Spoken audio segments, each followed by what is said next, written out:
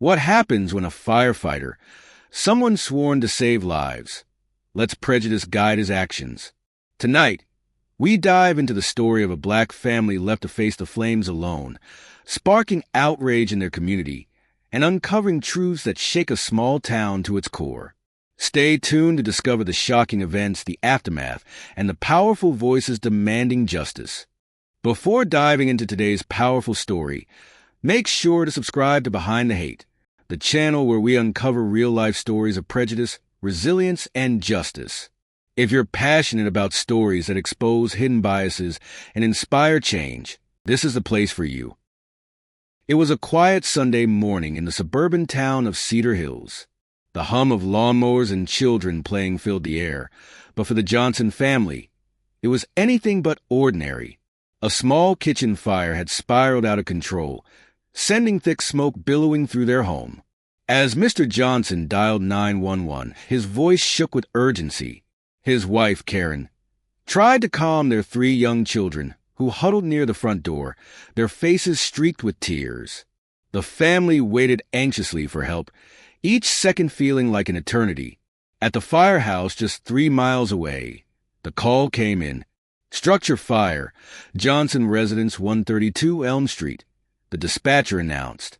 Most of the crew sprang into action, helmets secured, hoses readied, and the fire truck roaring to life.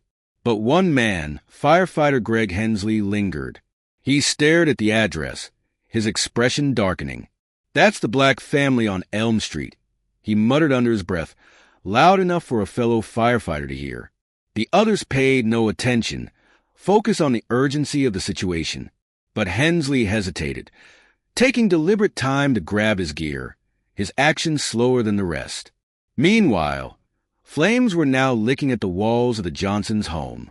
Mr. Johnson had managed to get his family out onto the lawn, but their belongings and perhaps their safety hung in the balance. He looked up and down the street, hoping to hear the wail of sirens. Nothing.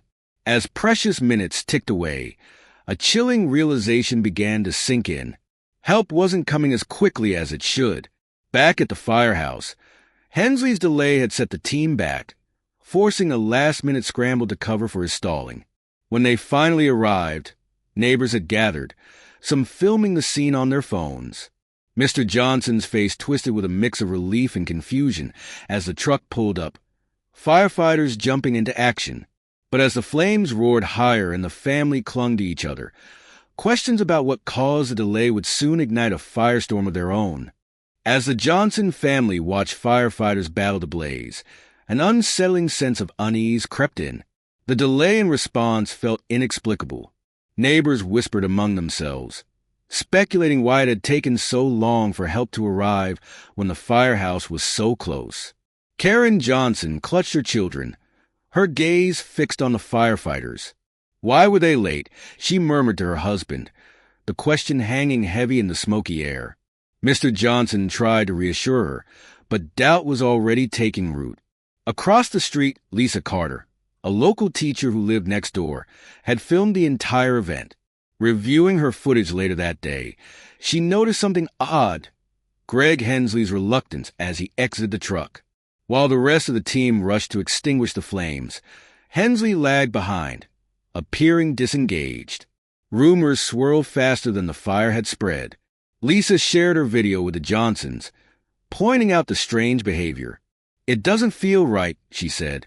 The Johnsons watched the footage in silence, each frame fueling their unease. As word spread, other neighbors came forward with stories.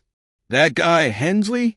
He's known for his opinions," said one man, hesitant to elaborate but hinting at underlying prejudice.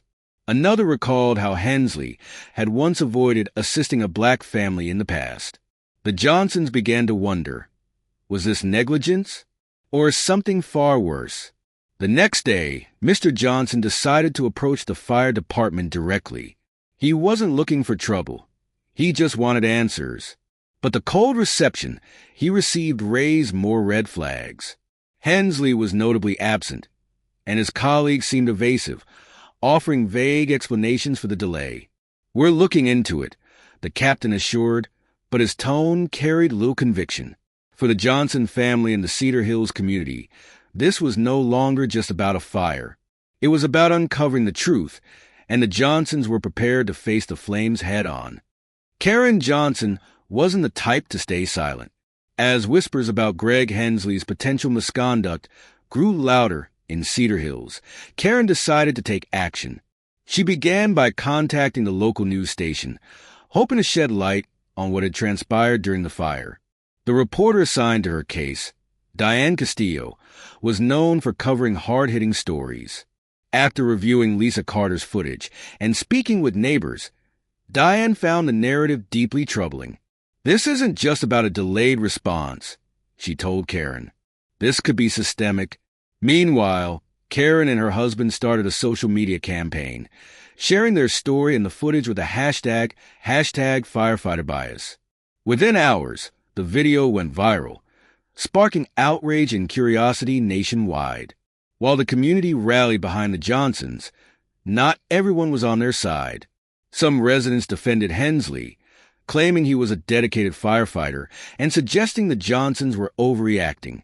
But others recounted their own unsettling experiences with Hensley, adding fuel to the growing firestorm.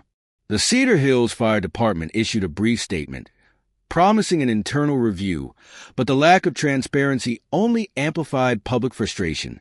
Protesters began gathering outside the fire station, holding signs that read, "Justice for the Johnsons" and "End racism in our heroes." As tensions escalated, Karen received an anonymous email. The sender claimed to be a fellow firefighter and included alarming details about Hensley's past. Allegations of racial bias, ignored complaints, and disciplinary actions swept under the rug painted a damning picture. "This is bigger than us," Karen told her husband. "We can't back down now." Karen knew she couldn't tackle this alone. Armed with the anonymous email, she reached out to Diane Castillo, who immediately sensed the story's gravity. "We need corroboration," Diane said. Together, they compiled a list of current and former firefighters from Cedar Hills, hoping someone would come forward. Soon, a retired firefighter named James Martinez reached out. He admitted he had witnessed Hensley's questionable behavior for years, but had stayed silent out of fear. "It's not just bias," James revealed. "He's cost people their lives by making decisions based on prejudice." James shared chilling accounts of Hensley deliberately delaying responses to emergencies in predominantly black neighborhoods. Worse, several reports filed against Hensley had mysteriously disappeared. Fueled by this revelation, Diane's news station aired an exposé, sparking outrage beyond Cedar Hills. Civil rights organizations began calling for a federal investigation, and Cedar Hills became the epicenter of a national conversation about racism within public service. As Karen watched the protests swell outside the fire station, she felt a mix of fear and determination. She glanced at her husband, who held her hand tightly. "We're not just fighting for us," he said. "We're fighting for everyone Hensley's hurt." Though the resistance was growing, so was the opposition. Hensley had allies within the department and the local government. They pushed back, painting the Johnsons as troublemakers and the protesters as agitators. But Karen refused to be silenced. She stood on her front porch and addressed the growing crowd. "This isn't about hate," she said, her voice steady. "It's about accountability. If we can't trust the people who are supposed to save us, who can we trust?" The crowd erupted into cheers, and Karen felt a flicker of hope. The seeds of change had been planted, but the battle was just beginning. The video catches the attention of local activists who see the incident as part of a broader pattern of racial bias in emergency services. Community leaders begin organizing, urging their neighbors to join protests and demand accountability. "This is not just about one family or one firefighter," declares Reverend Paul Miller, a well-known local activist, at a gathering outside City Hall. "This is about systemic issues that have been ignored for too long." Petitions demanding an investigation quickly gained traction, amassing thousands of signatures within days. Outside the fire station, protesters hold signs reading, "Racism has no place in Cedar Hills," and "No justice, no peace." While most of the community rallies behind the Johnson family, A small but vocal group defends Hensley. "He's a good man," one supporter claims during a televised interview. "This is all being blown out of proportion. He was just following procedures." These statements only inflame tensions. Social media debates grow heated, with some users uncovering past allegations of Hensley's misconduct. Screenshots of complaints and anonymous testimonials flood forums, painting a picture of a man whose actions may have long gone unchecked. Local news stations dedicate significant airtime to the story, turning the Johnson family into reluctant public figures. Diane Castillo, an investigative journalist, pushes the narrative further, interviewing former colleagues of Hensley and uncovering alarming details about his track record. "We're not just looking at a single failure," Castillo states during a broadcast. "This may be a symptom of a much deeper problem." The Johnson family story resonates far beyond Cedar Hills, sparking conversations in neighboring towns and cities. For many, it becomes a rallying cry for justice and change. As the community's anger boils over, there's a palpable sense that this is more than just a local scandal. It's the beginning of a larger reckoning. Cedar Hills, once known for its tranquility, is now at the forefront of a national conversation about racism and accountability. The Johnson family, though still reeling from their loss, begins to find strength in the support pouring in from every corner of the country. Unbeknownst to them, this moment is the first step in a fight that will challenge not only the firefighter at the center of the controversy, but also the systems that allowed his actions to persist. As the days unfold, the outrage in Cedar Hills grows more pronounced. What began as murmurs of disbelief within the community quickly transforms into a rallying cry for justice. Local activists, church leaders, and concerned citizens take to the streets, organizing marches and candlelight vigils outside the fire department. Signs reading "Equal Lives Matter" and "We Deserve Accountability" are held high as chants of solidarity echo through the town. Social media is ablaze with conversations and debates. Hashtags like #Justice for the Johnson Family and #EndFirefighterBias continue to trend, drawing attention from national civil rights organizations. Community members begin sharing their own stories of racism and negligence in public services, using the Johnson family's ordeal as a symbol of a broader issue. The local news station, spurred by Karen Johnson's bravery, conducts in-depth interviews with her family and other witnesses. Karen's voice trembles as she recounts the harrowing night of the fire. "We thought help was on the way," she says, her voice breaking. "But when we needed them most, they turned their backs on us." How do you explain that to your children? The Johnson story strikes a chord with many viewers. Mothers from across the city call into the news station, some sobbing as they offer words of support. One caller laments, "This could have been any of us." It's not just about race. It's about humanity. Meanwhile, neighbors who witnessed the incident share their own accounts. Lisa Carter, who filmed the viral video, becomes a key voice in the growing movement. "I didn't record this to stir trouble," she tells reporters. "I recorded it because I couldn't believe my eyes." Someone had to document what was happening. While much of the community rallies behind the Johnsons, a rift begins to emerge. A small group of residents and firefighters defend Greg Hensley, insisting his actions were in line with protocol. Their arguments are met with skepticism, especially as more residents step forward with troubling accounts of Hensley's behavior. A retired firefighter, James Martinez, adds fuel to the fire when he shares his observations about Hensley during a televised interview. "I worked alongside him for years," James says. "He always found reasons to delay responses in certain neighborhoods. People complained, but nothing ever came of it." This revelation intensifies the public outcry. Protesters begin demanding a complete overhaul of the Cedar Hills Fire Department, calling for transparency and independent oversight. City officials, caught off guard by the swift escalation of events, scramble to address the crisis.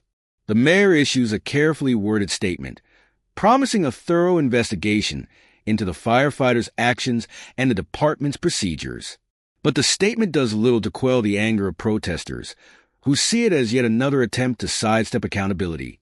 "I've lived here for 20 years," Karen Johnson says at a community meeting, "and I've never felt as betrayed as I do now. We don't want empty promises. We want action."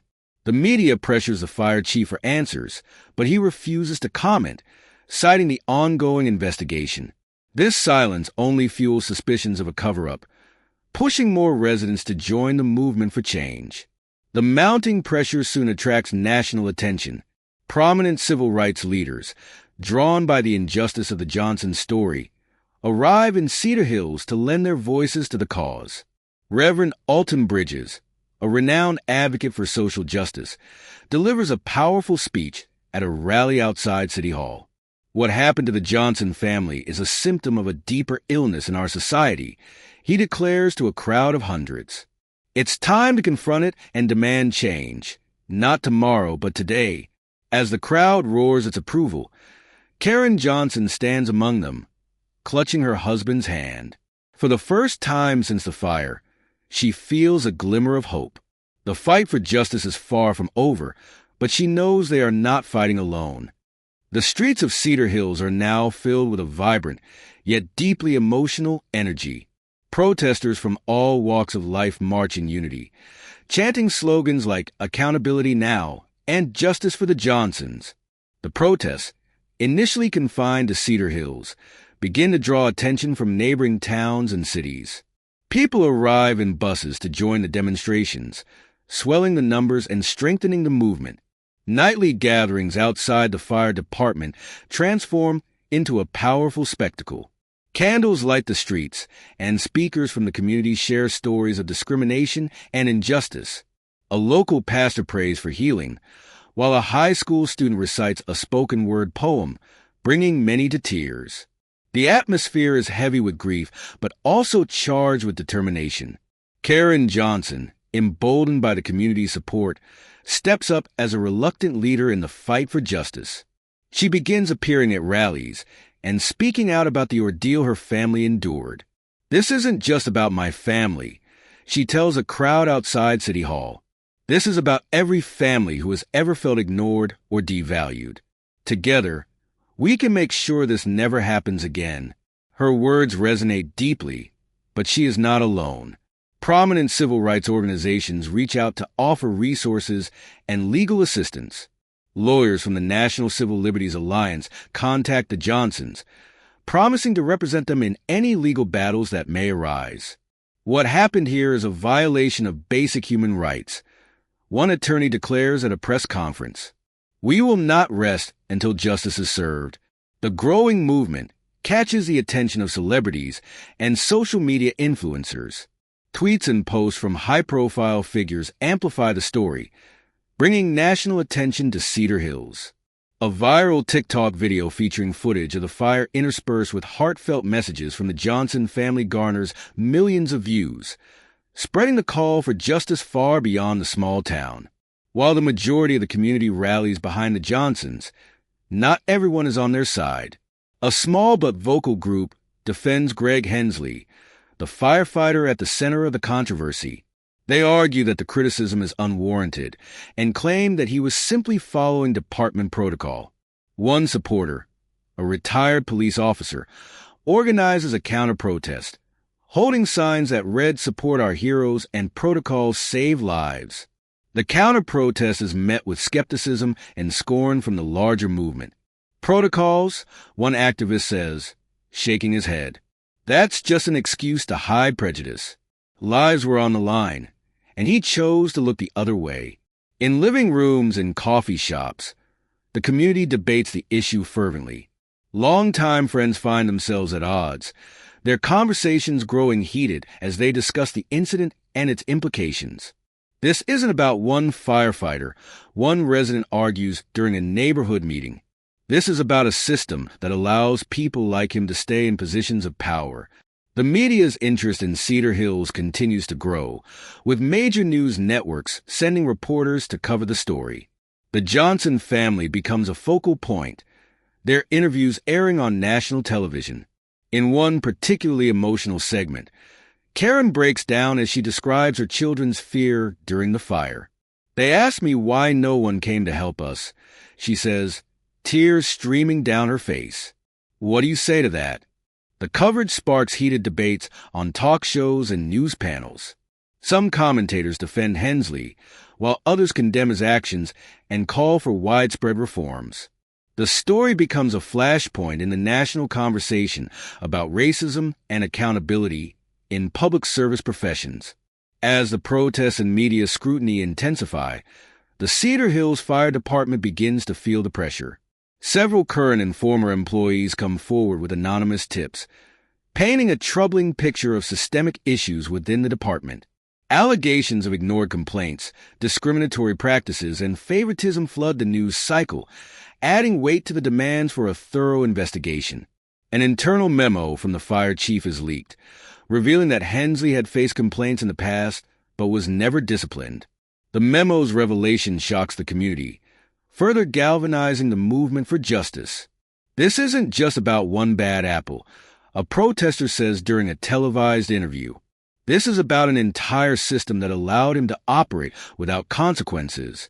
The tension in Cedar Hills reaches a boiling point as both sides dig in, setting the stage for an explosive confrontation in the days to come. The media frenzy surrounding the incident forces the fire department to respond quickly. An internal investigation is launched, but the firefighter insists he acted according to standard procedure and that there was no racial bias involved. His defense is that he believed the fire was too dangerous to enter without the proper equipment, and he was following protocol to avoid further risks. However, the community is unconvinced, and this explanation only adds fuel to the fire. In a press conference, the firefighter, visibly shaken, speaks to the public. I regret the way things unfolded that day, he says, his voice low and defensive. But I was just following orders and making sure the situation didn't escalate further. I didn't refuse to help because of the family's race. I was just doing my job. Despite his claims of professionalism, the firefighter's statement does little to calm the outrage. The more his words are analyzed, the more the community sees a pattern of denial and an attempt to downplay the gravity of his actions. This is no longer just a single incident. It is being viewed as a symptom of larger systemic issues within the department. The family continues to be a focal point in media coverage. The father, a local business owner, speaks out to the press, explaining the trauma his family has endured. I watched my wife and children suffer as the flames devoured our home, and this man stood by doing nothing, he says, his voice filled with emotion. He didn't even try to help. He just stood there, watching us burn. As more community members come forward with their own accounts of previous interactions with the firefighter, some mentioning racial slurs or dismissive behavior, the case begins to gain national attention. The firefighter's past becomes the focus, and stories of similar conduct in previous years surface. Neighbors recount times when they felt uncomfortable around him, but none of them acted on it, dismissing it as personal bias. Local activists begin collecting testimonies from other residents who were familiar with the firefighter. The accusations are serious. He once told me he didn't trust people of color, one anonymous source claims. And if he could avoid helping them, he would. This testimony, along with others, raises concerns that his actions were part of a broader pattern of discrimination, something the fire department had turned a blind eye to for years. Activists now demand that the fire department release any past complaints or disciplinary records related to the firefighter. As the investigation deepens, a series of leaked documents reveal previous complaints against the firefighter, including allegations of discrimination and unprofessional conduct. However, each time these issues were raised, they were swept under the rug. This information shocks the public and further fuels the anger of the community.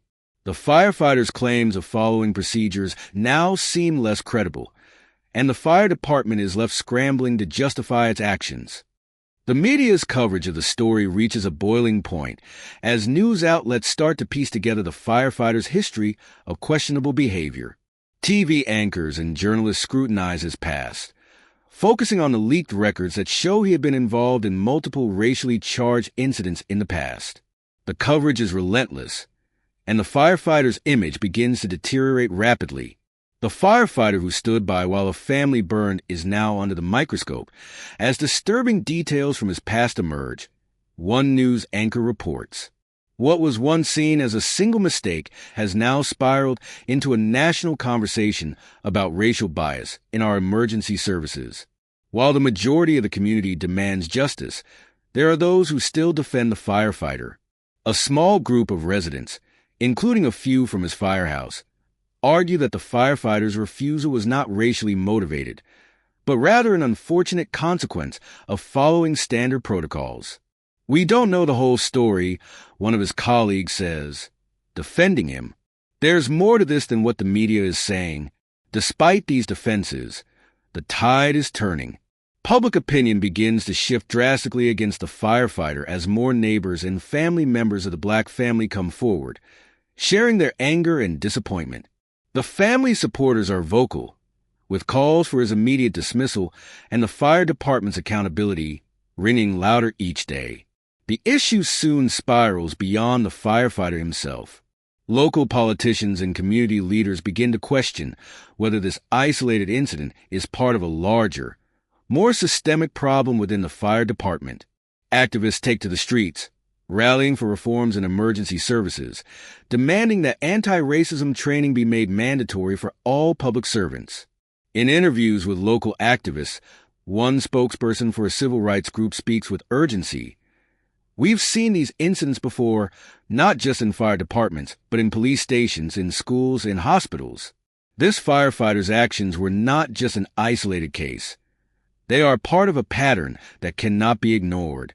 The mayor and city council feel the pressure mounting as protests grow larger and more organized.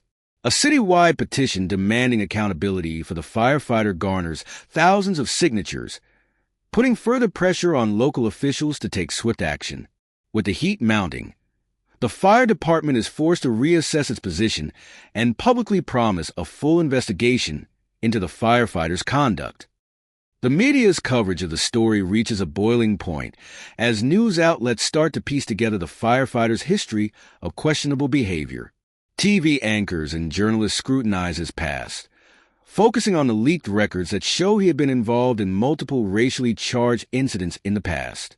The coverage is relentless, and the firefighter's image begins to deteriorate rapidly. The firefighter who stood by while a family burned is now under the microscope as disturbing details from his past emerge. One news anchor reports. What was once seen as a single mistake has now spiraled into a national conversation about racial bias in our emergency services. While the majority of the community demands justice, there are those who still defend the firefighter. A small group of residents, including a few from his firehouse, argue that the firefighter's refusal was not racially motivated, but rather an unfortunate consequence of following standard protocols. "We don't know the whole story," one of his colleagues says, defending him. "There's more to this than what the media is saying. Despite these defenses, the tide is turning." Public opinion begins to shift drastically against the firefighter as more neighbors and family members of the black family come forward, sharing their anger and disappointment. The family supporters are vocal, with calls for his immediate dismissal and the fire department's accountability ringing louder each day. The issue soon spirals beyond the firefighter himself. Local politicians and community leaders begin to question whether this isolated incident is part of a larger, more systemic problem within the fire department. Activists take to the streets, rallying for reforms in emergency services, demanding that anti-racism training be made mandatory for all public servants. In interviews with local activists, one spokesperson for a civil rights group speaks with urgency. "We've seen these incidents before, not just in fire departments, but in police stations, in schools, in hospitals. This firefighter's actions were not just an isolated case. They are part of a pattern that cannot be ignored." The mayor and city council feel the pressure mounting as protests grow larger and more organized. A citywide petition demanding accountability for the firefighter garners thousands of signatures, putting further pressure on local officials to take swift action. With the heat mounting, The fire department is forced to reassess its position and publicly promise a full investigation into the firefighters' conduct. Amid the growing protests, the family, still reeling from their trauma, starts to experience the strain of being in the media spotlight. The father continues to speak publicly, but the weight of his emotions and the public scrutiny begin to take a toll. He reflects on the moments of helplessness during the fire. "I'll never forget the looks on my children's faces, wondering why no one was there to help us. They thought it was their fault." The community rallies behind the family, but this heightened attention brings new challenges. The family receives both support and backlash from various factions. Some accuse them of seeking fame from the tragedy, while others criticize them for not pressing charges sooner. But despite the pressure, the family remains steadfast in their pursuit of justice, determined to make sure the firefighter is held accountable for his refusal to help. Public opinion reaches a breaking point. The tension in the community reaches its peak when a mass protest is organized outside the fire department. The demonstration is peaceful, but the emotions are raw. As activists, family members, and supporters march, they chant for justice and reform. The pressure is undeniable, and it's clear that the community is not backing down. The firefighter's future hangs in the balance as the fire department's internal review continues. Will he face real consequences for his actions, or will the system protect him once again? The investigation into the firefighter's actions takes a dramatic turn when a whistleblower from within the fire department steps forward. A senior official, who had worked alongside the firefighter for years, provides crucial evidence. Records of complaints filed against the firefighter dating back to his early years on the force. These records reveal a troubling pattern of discriminatory behavior, ranging from unprofessional remarks to refusal to assist people of color in dangerous situations. The whistleblower reveals that multiple complaints have been filed about the firefighter's attitude and actions, but each was quietly dismissed or ignored by higher-ups within the department. These documents show that internal complaints had been made regarding his repeated failures to follow protocol in situations involving minority families, and yet no disciplinary action had been taken. The system failed these families for years, the whistleblower states in an anonymous interview with the media. When this incident happened, it wasn't just about the firefighter. It was about a department that allowed this kind of behavior to persist unchecked. With this new evidence, the fire department is forced to confront the past they had tried to bury. A deeper investigation reveals troubling incidents from the firefighter's past, including multiple accusations of racial profiling. Local news outlets begin to uncover disturbing reports from previous years, where the firefighter had made derogatory comments about Black and Hispanic people. Witnesses recount instances where he would deliberately avoid responding to calls involving families of color, even when his presence was necessary. The firefighter's defense begins to fall apart as these revelations cast serious doubt on his previous claims of following procedure. His insistence that he was just doing his job now seems like a convenient cover for his deep-seated racial bias. The community, once divided, now begins to rally in unison against him, as these new details expose a pattern of systemic discrimination within the department. As the leaked documents are made public, the community reacts with a mix of anger and disbelief. People who had once defended the firefighter now express their shock and disappointment. "I never knew it was this bad," says a neighbor who had supported him earlier. "How could we have allowed someone like that to serve our community? We trusted him with our lives, and he betrayed us." Protests outside the fire department grow more intense, with people demanding justice, not just for the family, but for the countless other victims of this firefighter's discrimination.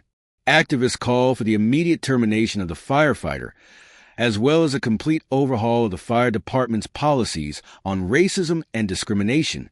Local politicians, already under fire for their slow response, are now facing a full-blown crisis. The mayor, who had initially downplayed the incident, is now forced to take a stronger stance. At a press conference, the mayor declares, "We cannot allow this kind of behavior to go unchallenged."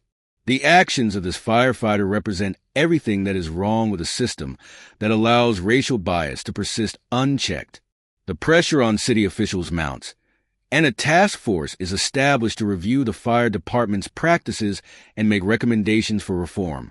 The task force is made up of community leaders, activists, and legal experts who will examine the firefighters' history, as well as the department's response to complaints. This development marks a major turning point, as it signals a commitment to holding the fire department accountable for the actions of one of its members. Meanwhile, the family, still grieving and processing the trauma of the fire, finds themselves at the center of this growing movement for justice. The mother of the family, in an emotional interview, calls for systemic change. "This is not just about us," she says through tears. "This is about every family who has been mistreated by those who are supposed to protect them. We won't stop until this stops happening to others." Her words strike a chord with many who have suffered similar experiences of racial injustice. The family's pain becomes a symbol of the larger fight against systemic racism, and they are now being supported by civil rights organizations, legal advocates, and other families who have experienced similar discrimination. Their courage in coming forward is seen as the catalyst for a larger movement that promises to bring real change to the fire department and beyond. As the new evidence continues to surface, the public's anger escalates. National media outlets now cover the story extensively, with experts weighing in on the issue of systemic racism within emergency services. Television specials air that detail the firefighter's career, juxtaposing his statements about professionalism with the mounting testimonies from community members, activists, and former colleagues. The coverage paints a clear picture of a firefighter who failed to uphold the core values of his profession, choosing instead to let prejudice guide his actions. Local protests intensify, and even more people begin to share their stories of how they have been mistreated by the same firefighter in the past. "This is not just about the day of the fire," says one local resident during a televised rally. "This is about every single person he ignored, every person he refused to help because of their skin color. That's the kind of man he was, and now he's being exposed for it." Under immense pressure, the firefighter is forced to speak again. In a live interview, his demeanor is more defensive and agitated than before. "I never meant to harm anyone," he insists, his voice trembling. "But I did what I thought was right. I wasn't going to risk my life for a situation I wasn't sure about." However, his words come across as hollow. The revelations of his past actions weigh heavily on him, and he struggles to maintain the composure he once had. The community, watching his increasingly erratic behavior, starts to lose any remaining sympathy for him. "How many excuses does he need to make?" a protester yells, holding a sign that reads, "Accountability, not excuses." The family, meanwhile, continues to fight for justice, not only for themselves but for the broader cause of racial equality in emergency services. With the help of civil rights attorneys, they file a lawsuit against both the firefighter and the fire department. The legal case is framed as a critical step toward holding public service professionals accountable for racial discrimination. "We want justice for our family, but this is bigger than us," the father states in a press conference. "This is about ensuring that no one else has to face the same kind of injustice we did. We need to fix the system now." The legal proceedings, combined with the mounting public pressure, make it clear that the firefighter's career is on the line. His actions have opened a legal Pandora's box that threatens to expose more than just his personal misconduct. It threatens the very structure of the fire department. In a significant development, the family receives crucial backing from several well-known civil rights organizations, including the NAACP and ACLU. These groups promise to provide both financial and legal support as the family pursues their case in court. The organizations also pledge to advocate for policy changes within the fire department, pushing for mandatory anti-racism training and strict disciplinary measures for any firefighter found to be engaging in discriminatory behavior. One representative from the NAACP states, "This isn't just a case of one bad apple. It's a symptom of a larger issue that we must address nationwide. We cannot stand idly by while these injustices continue to occur in communities across the country." The fire department now faces not only public outrage, but also a full-blown crisis of credibility. As investigations continue, several former colleagues of the firefighter step forward with even more damning information about his behavior, including accounts of his derogatory comments about people of color in emergency situations. The department's leadership, which had previously downplayed the incident, is now under intense scrutiny for its failure to address these issues earlier. City officials, in an attempt to mitigate the damage, announced a series of reforms within the fire department, including a review of hiring practices, training programs, and disciplinary procedures. However, these measures are seen by many as too little, too late. Community leaders demand more immediate action, including the removal of the firefighter from the force. What began as a local incident is now a national issue. Advocacy groups around the country rally behind the family, organizing protests and social media campaigns calling for justice in this case and beyond. The firefighters' actions have sparked a broader conversation about racism within public services, particularly in emergency response teams.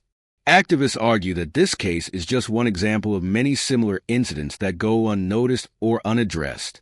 As much as we want to hold this individual accountable, one civil rights leader says in an interview, we must also recognize that this issue exists in many fire departments across the country. This is an opportunity to demand systemic change, not just for one family, but for countless others who have suffered in silence. As mounting evidence against him grows, the firefighter seeks legal representation to defend his actions. His lawyer releases a public statement claiming that the firefighter is being unfairly scapegoated for systemic failures within the department. The statement argues that the firefighter was following outdated protocols that the department failed to update or clarify. During an exclusive televised interview, the firefighter tries to shift the blame, claiming, "I didn't create these policies, and I didn't act out of malice. I followed the procedures I was taught. If those procedures were wrong, then that's on the department, not me." His words, however, fail to garner much sympathy, as viewers remember his callousness during the fire and his history of complaints. The family's lawyer swiftly counters these claims, stating, "This is not about protocol. This is about prejudice."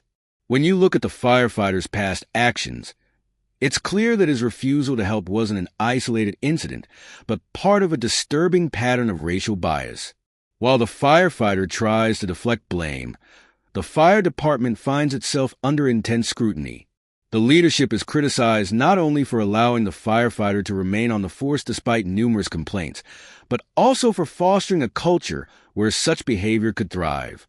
Internal emails leaked to the press reveal that senior officials were aware of the firefighter's discriminatory tendencies, but chose to overlook them due to his otherwise strong performance record. This revelation sparks a fresh wave of outrage, with protesters demanding the resignation of the fire chief. The problem isn't just one racist firefighter, a local activist declares at a rally. The problem is a system that protects him and allows this kind of behavior to go unchecked. Under immense public pressure, the fire chief announces his resignation, admitting during a press conference, "We failed this family and this community. That's on me." His resignation marks a symbolic victory for the community, but many argue that it's not enough to address the systemic issues within the department. Amid the chaos, the family that suffered the loss emerges as powerful advocates for change. Invited to speak at community events and national forums, they share their story with a focus on hope and reform. The mother, now recognized as a prominent voice in the fight against racial injustice, delivers an impassioned speech at a rally. "This isn't just about one firefighter or one family," she says. "This is about ensuring that every child, every parent, every person in this country can feel safe and valued in their own home. We didn't ask for this fight, but now that it's here, we won't back down." Her speech, broadcast nationally, resonates with millions and inspires a surge of donations to civil rights organizations advocating for systemic reforms in emergency services. The family uses part of these funds to establish a nonprofit organization aimed at promoting anti-racism training and community-building initiatives within public service sectors. Civil rights leaders, celebrities, and activists rally around the family, amplifying their message. A major social media campaign called #JusticeInService trends worldwide, encouraging others to share their stories of discrimination in public services. The movement grows beyond the local community, sparking conversations about racism and accountability in fire departments, police forces, and other emergency services across the nation. Prominent figures in politics and entertainment pledge their support, bringing more visibility to the family's cause. A well-known actor announces a documentary project focused on systemic racism in public services, with the family's story as its centerpiece. The firefighters' actions, once seen as an isolated incident, are now recognized as part of a larger, deeply entrenched problem. The community that initially seemed divided is now united in its demand for justice and reform. Local businesses put up banners calling for equality. Schools hold workshops on racial bias, and churches host prayer vigils to honor the family and advocate for change. Neighbors who once turned a blind eye to systemic issues now actively participate in the movement, attending protests and writing letters to city officials. One neighbor, who had initially defended the firefighter, speaks out in a powerful interview. "I used to think he was just a man doing his job," she says, tears streaming down her face. "But now I see that I was complicit in ignoring the signs. I'm sorry to the family, and I'm committed to doing better." The firefighters' attempts to deflect blame and offer a public apology ultimately fail. Following an internal review, the fire department terminates his employment, citing gross misconduct and repeated violations of ethical standards. In a rare move, the department issues a formal apology to the family, acknowledging its failure to act on previous complaints about the firefighters' discriminatory behavior. The city's legal team works to negotiate a settlement with the family, who have filed a civil lawsuit against the firefighter and the department. The settlement includes a substantial financial payment, but more importantly, it mandates sweeping reforms within the fire department. These reforms include mandatory anti-racism training, a whistleblower protection policy, and a citizen oversight committee to ensure accountability in emergency services. While the firefighter is dismissed from the department, his legal troubles are far from over. The family, backed by civil rights organizations, pursues a separate lawsuit against him personally, accusing him of negligence and racial discrimination. The trial becomes a national spectacle, with both sides presenting compelling arguments. The firefighter's defense hinges on his claim that he was following outdated departmental protocols. However, testimony from former colleagues and damning evidence of his prior behavior leave little room for doubt. In a decisive ruling, the court finds him liable for damages and orders him to pay reparations to the family. The ruling is celebrated as a landmark case, setting a precedent for holding public servants accountable for discriminatory actions. Civil rights groups hail it as a step toward dismantling systemic racism in emergency services, while legal experts call it a turning point in the fight for justice. As the legal battles conclude, the family begins the difficult process of rebuilding their lives. The community rallies around them, organizing fundraisers and providing support to help them recover from the trauma and financial loss caused by the fire. A local construction company volunteers to rebuild their home at no cost, and neighbors come together to donate furniture, clothes, and other essentials. The family is overwhelmed by the outpouring of support. "For every person who failed us, there are hundreds who stood by us," the mother says during a community event. "This isn't just about what we lost. It's about what we've gained, a stronger, more united community." At a citywide event, the family is honored for their resilience and courage. Local leaders, activists, and neighbors gather to celebrate their contributions to the movement for justice. The father delivers an emotional speech, thanking the community for standing by them. "This journey has been hard, but it's shown us the power of unity and determination," he says. The event concludes with a symbolic gesture, the unveiling of a mural depicting the family alongside messages of hope and equality. The mural, painted by local artists, becomes a powerful reminder of the incident and the change it inspired. The fire department, now under new leadership, implements sweeping changes aimed at preventing future incidents of discrimination. All firefighters are required to undergo anti-bias training, and the hiring process is overhauled to prioritize diversity and inclusion. The newly formed Citizen Oversight Committee ensures transparency and accountability, reviewing complaints and monitoring the department's progress. These changes inspire other departments across the country to follow suit, sparking a national conversation about racism in public service professions. The family's story continues to resonate long after the legal battles are over. Their nonprofit organization, launched in the wake of the incident, becomes a leading voice in the fight against systemic racism. They work with policymakers, educators, and activists to promote equality and justice in emergency services.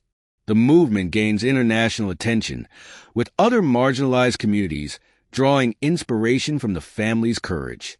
Laws are passed in several states requiring anti-discrimination training for all public servants, and federal funding is allocated to support similar initiatives nationwide. The neighborhood, once shaken by division and prejudice, becomes a beacon of hope and unity. Schools integrate lessons on diversity and empathy into their curricula, while local organizations host workshops on community building.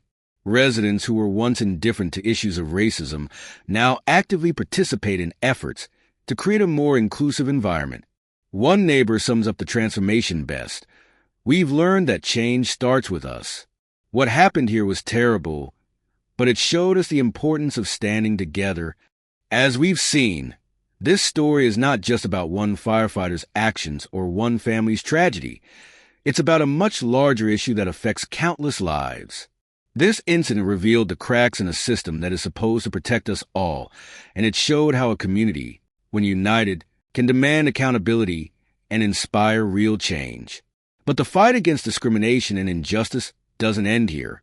Each of us has a role to play in creating a world where everyone, regardless of their race, is treated with dignity and respect. By raising awareness, challenging prejudice, and holding those in power accountable, we can build communities rooted in fairness and compassion. If this story moved you, if it made you think, or if it inspired you to act, we encourage you to share it with your friends and family. Together, we can ensure that stories like this don't just fade away, they become the catalyst for change. And if you believe in what we're doing here at Behind the Hate, there's more to come. We're committed to uncovering the truth, amplifying voices that need to be heard, and shedding light on real-life issues that often go ignored. Subscribe to our channel and join our growing community of viewers who care about justice, equality, and the power of storytelling. Don't forget to like this video, leave a comment with your thoughts, and share it with others who need to hear this message. Together, we can turn outrage into action and make a difference one story at a time. Thank you for watching Behind the Hate.